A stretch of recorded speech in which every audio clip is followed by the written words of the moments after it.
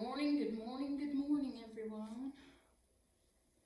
It's a little bit cloudy out there. It's not too cold. I was just out checking on the lambs that are here, and they're doing great. I am going to put in some time. I already started with the worst part of it, my hat. This is our yarn that we've been slowly making.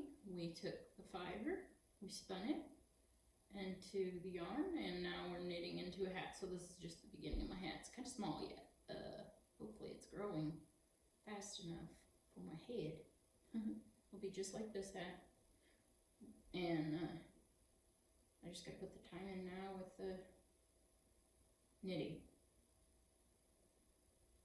I have this on a circular needle, but I started off on double points.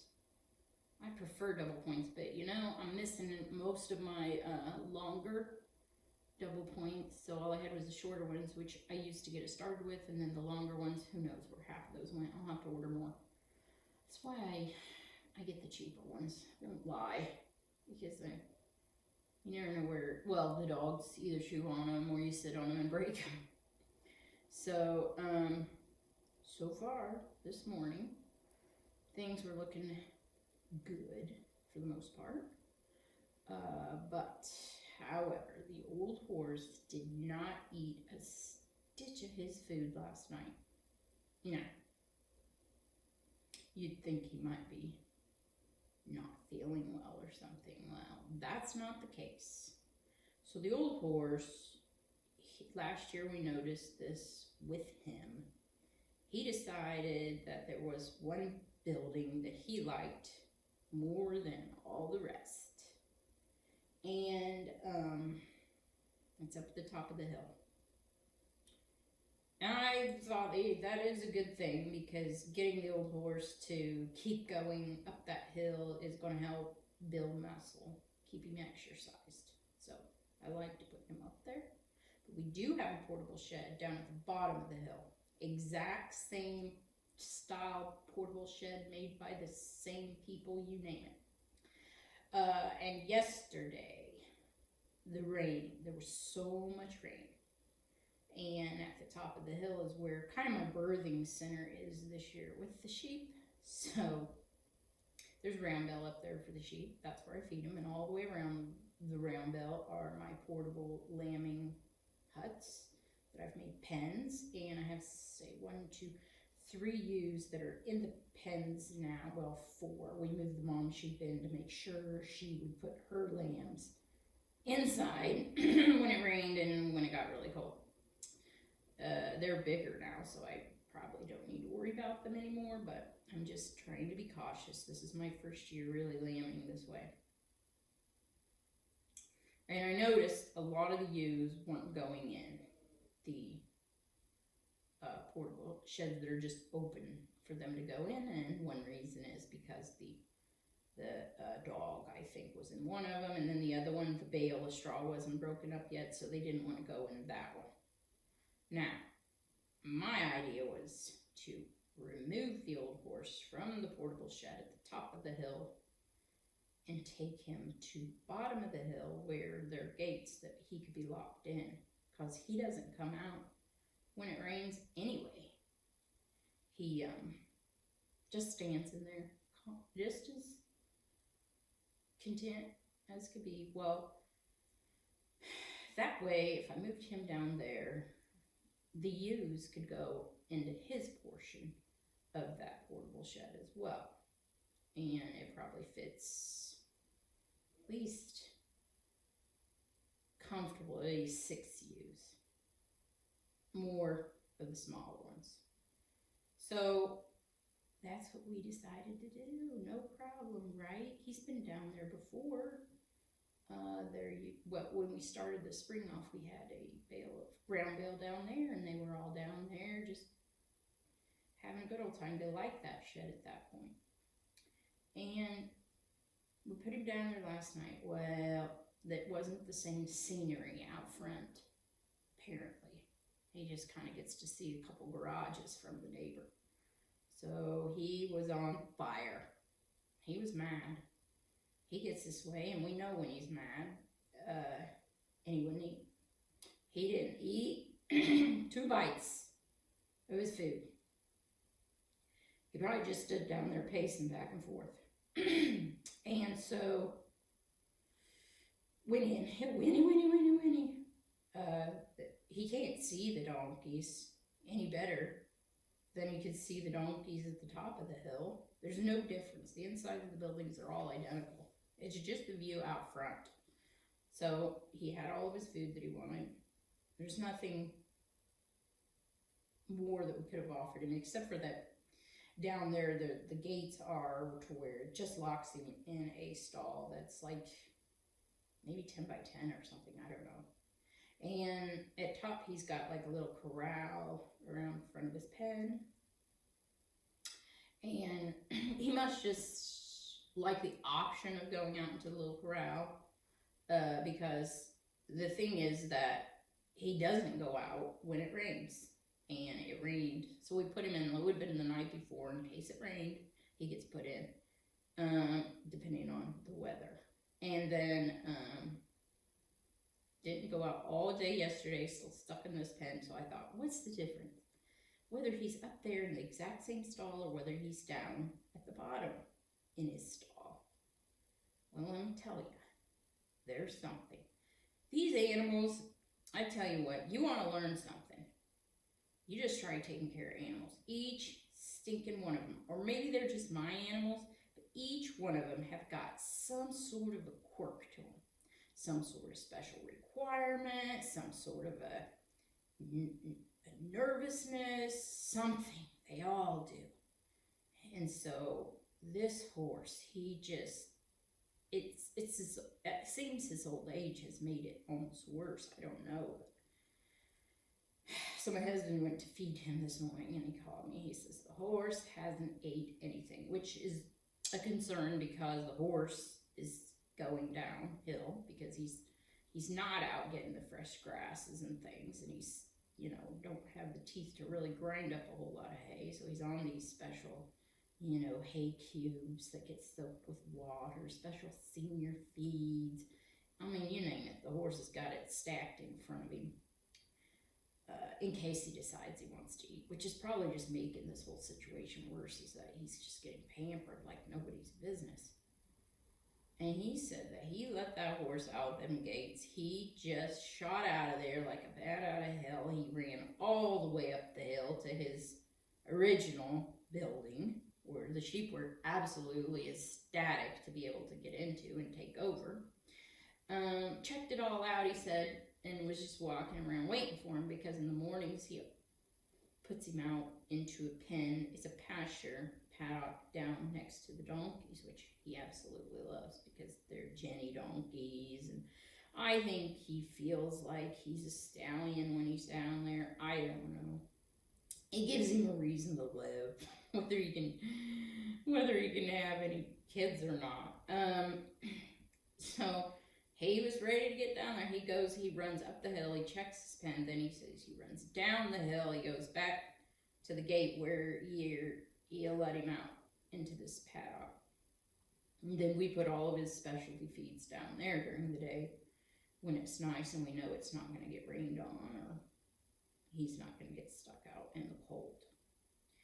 So we put him out this morning, I tell you. And hopefully now, I mean, tonight it's supposed to get really cold, or maybe that's tomorrow night. It's tomorrow night. Well, it was predicting 15 degrees at night, but now they've brought it up to, I think, 18. It's not crazy good, but I think my sheep, unless one of them decides to lamb in the middle of the night, which is what I'm really going to have to watch out for. The other lambs are all old enough now. If I keep them double coated, I see no problem at all whatsoever. These lambs were out yesterday hopping around in the rain. I mean, it was warm, 40, and they seemed fine. So I'm not too worried about the ones that are already getting to be, a week old. And then the older ones are 2 weeks old tomorrow, and they don't have coats on, and they've bigger lambs, twins, doing great. So now that's just one day though that the old horse, it's just one evening because he ate the other days. So one evening now that he did not eat his ration. So we got to watch that. So now we got to decide what to do in these cases where, you know, the sheep need that extra building and he's going to be pouty and not eat because he's in the building at the bottom of the hill instead of the top of the hill. It's just got to be like scent. I don't know what it is, but when you're trying to take care of these animals, just be mindful.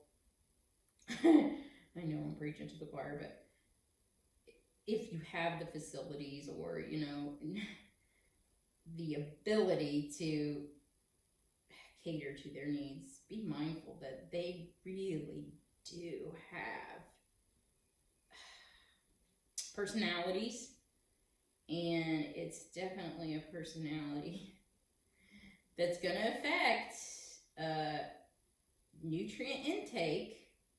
And I'm going to say, even like with your ewes, when you're pulling them off to lamb in these pens, that throws them off, and they either don't seem to want to eat, and they don't seem to want to get comfortable and lay down and get to lambing. I honestly believe that, like, say the stress hormone may kick in and take over that birthing hormones and just kind of set them back maybe a little. It just seems to be the way that it's worked for me in the past every time. You're better off just leaving them out and letting them lamb if you can. I mean, I was nervous this year because of the dog. She's sort of new. She's never, you know, been in a lambing situation before, but I just couldn't not have her in there with all the predation that could possibly be over there. Coyotes, like,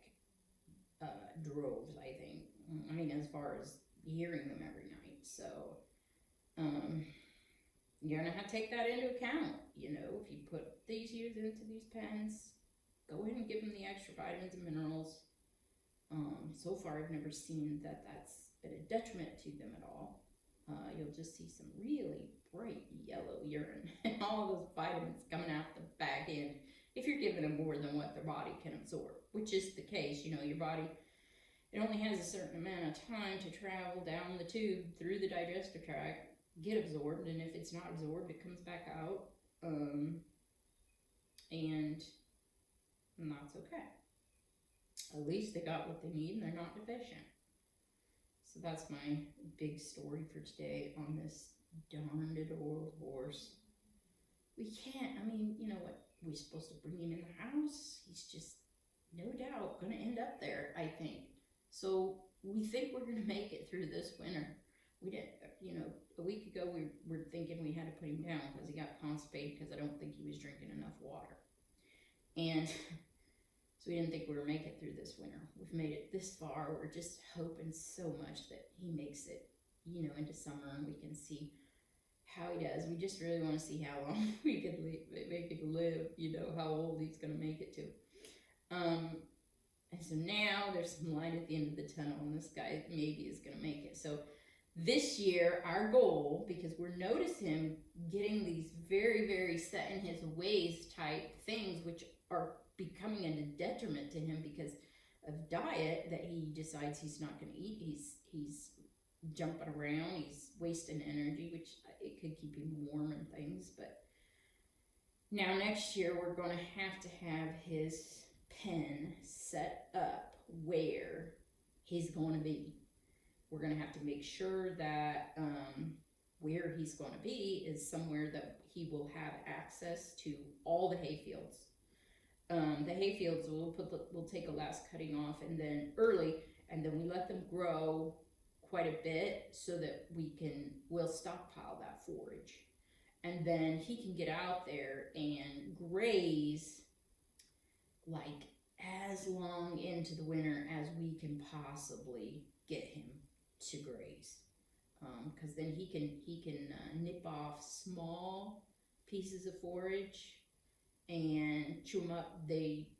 they're green still, even under the snow, and they just seem to prefer that. So this year, he's managed to make it pretty well. Last year, he made it through the worst months because he wouldn't eat hay, completely on those cubes with water added to them. And then now we're added the senior feed to that too. He's out on the hay fields. He loves the clover. He's nipping off the clover and the alfalfa that he can find. He's preferring those over the orchard grass. So I don't know if he's looking for calcium, protein, things like that. I don't know. So that's how we've made it through this year. And the grasses are starting to green up. You can tell. The colder, clovers and things are going to pop out early this year, which is going to be a blessing for him. And we can start putting more cover on him, building his fat supply back up early. And then next year, if we got a good fat supply build up on him, and then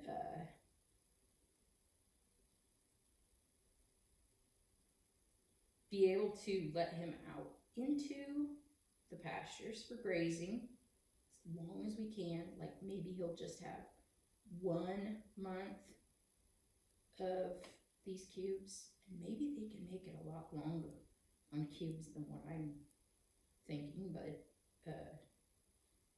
if he decides he just isn't going to eat them, then we're in trouble, or he's in trouble. So we'll see. I mean, we're walking the tightrope. He seems to be happy. He doesn't seem to be in any pain. We had him on a joint supplement for a long time, but the store stopped carrying him. They clearanced it down. It's probably the only reason why I even got him started on it. But I thought I'd try it, and it was clearance from like $80 down to 30 something. And so I bought them all after I tried the first one, and it did him some good, I think. But now this new senior feed, we ran out of that joint supplement. The new senior feeds, we think he might be even walking better yet. So he's on 8 pounds of senior feed. So 1 bag's lasting him 1 week. It's about $30 a bag. So he'll never earn his keep, but he earned it in his former years. And so we're gonna keep going with him. Gosh, just the personality alone on this animal is enough worth keeping him alive for, to see, to watch. I mean, you're learning about them and how to provide them with most proper critical care in their last days. And then once you learn that, you start applying that to your younger animals too, and realize how much they need it as well. I know I've really fine-tuned things, and hopefully this year is going to be my year. I don't know. I'm gonna have a new hat, that's for sure. It seems to be so soft so far. I mean, this is just amazing. So it's going to be double thick too. So it's going to be super warm. Double thick with this 3-ply yarn might be a little too much. I don't know.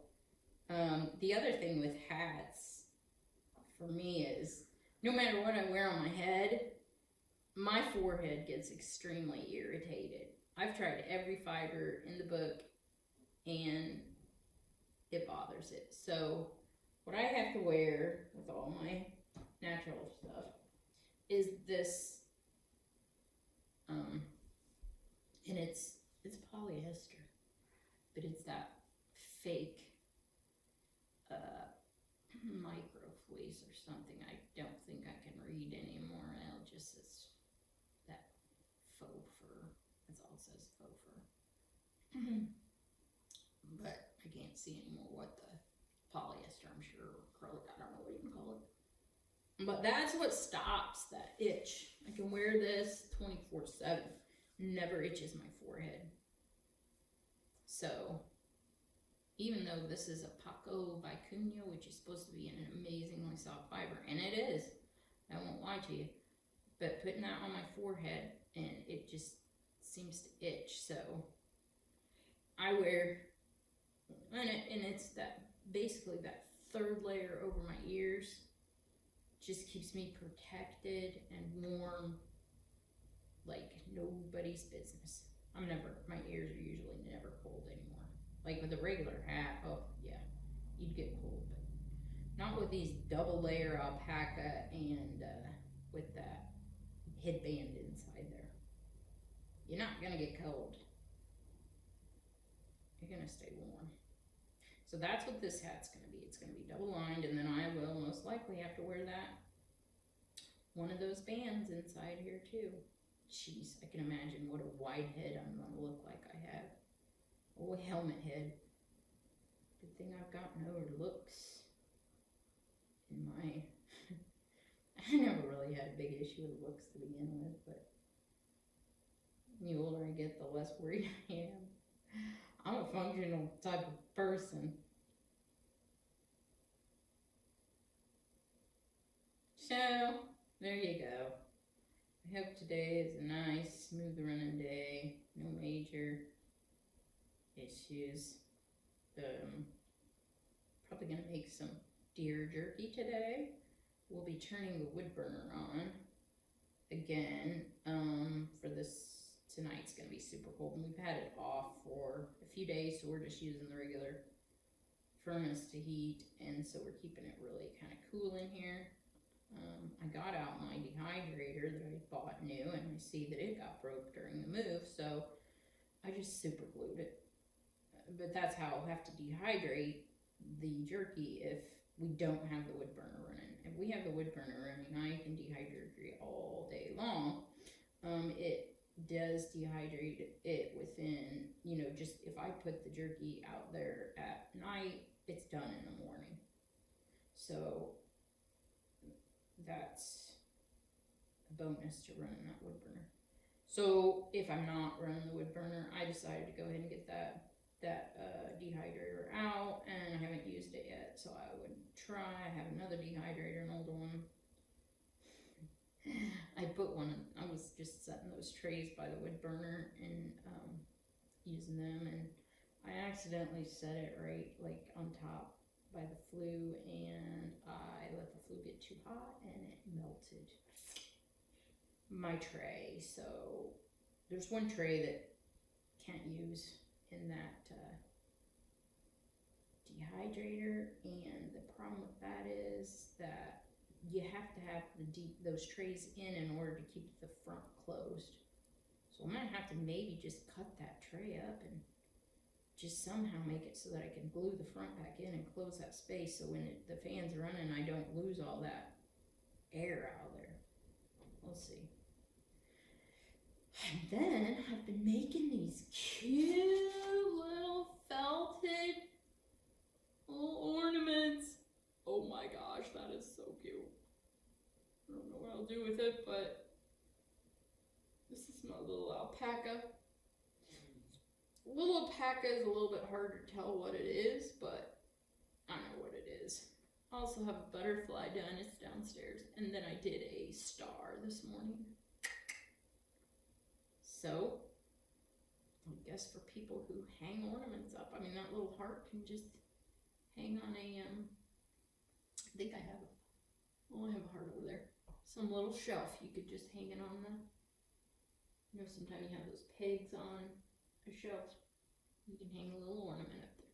So I'll be making more of those today. Super easy, super fun, and hanging them all around and about.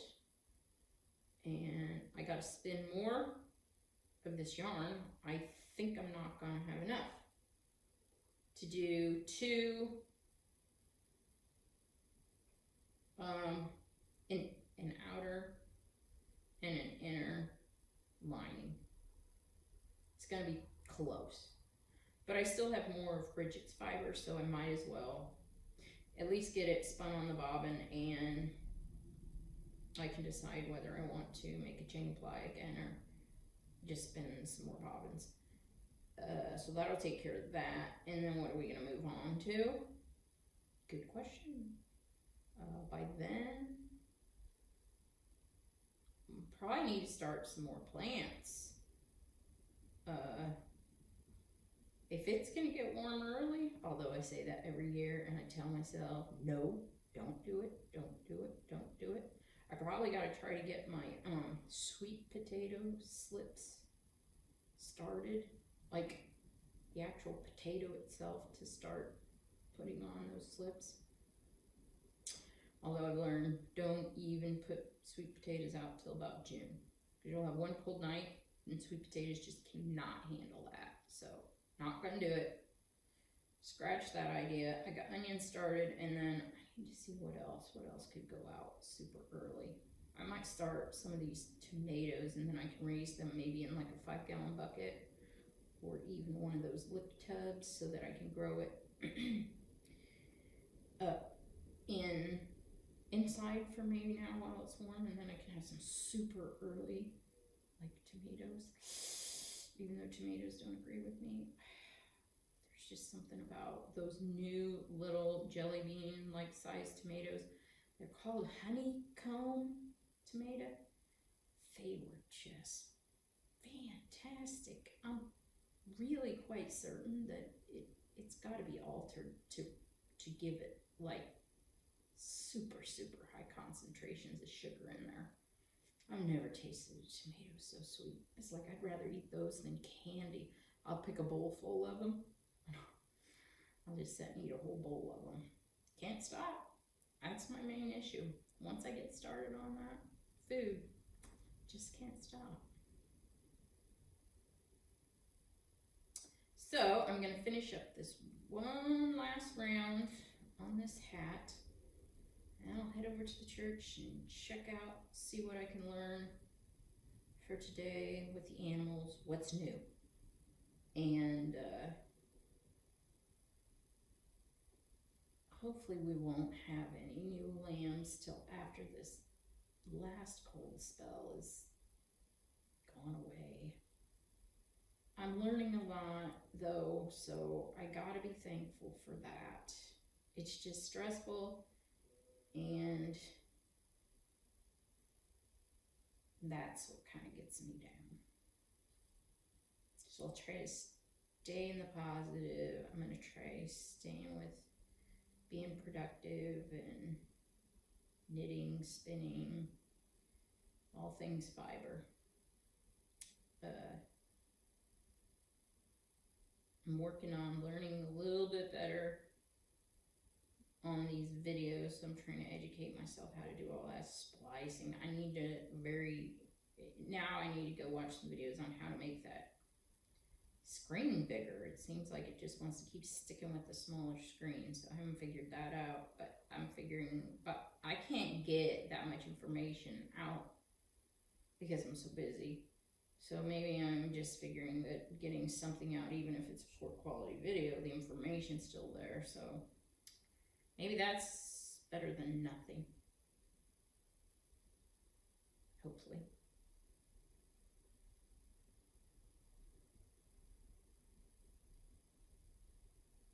I'm gonna decide. Okay, well, I've reached the beginning of my round. Now I gotta do an increased round, so what I like to try to do is not so much stop right at the beginning, but maybe get the next round started so that I don't forget what it is that I'm doing next. You know what I'm saying? Because I do that a lot. I should write it down. I really should.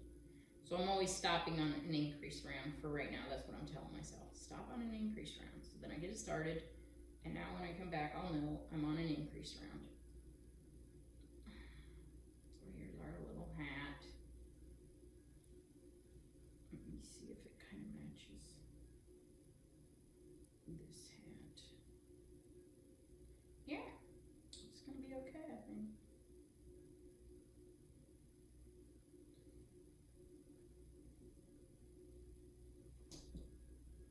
And then see, this one has 2 lines.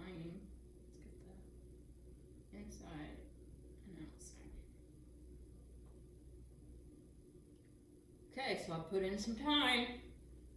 I have stations where I go from this station to that station. So I put in some time knitting. Now I can go over and I can put in some time spinning. It's just my mind seems to need variety. I can't sit down and complete a project and finish it.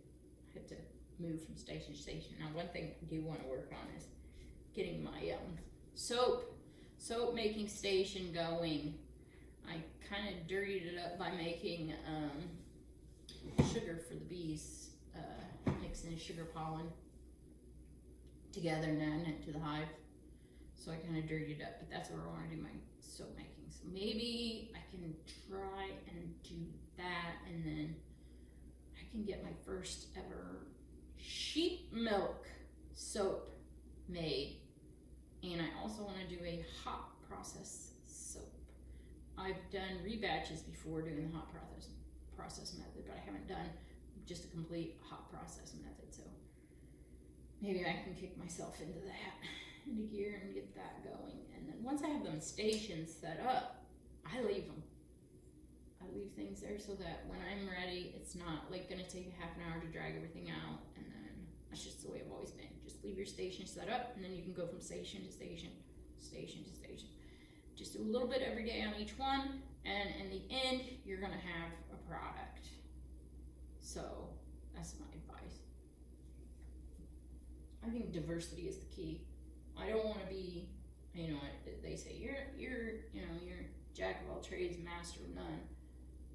But I don't think that specialization is any good, because then you got no knowledge of anything else.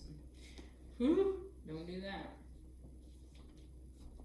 Have a wonderful day, everyone. I hope you enjoyed just watching me knit and listening to me yammer away.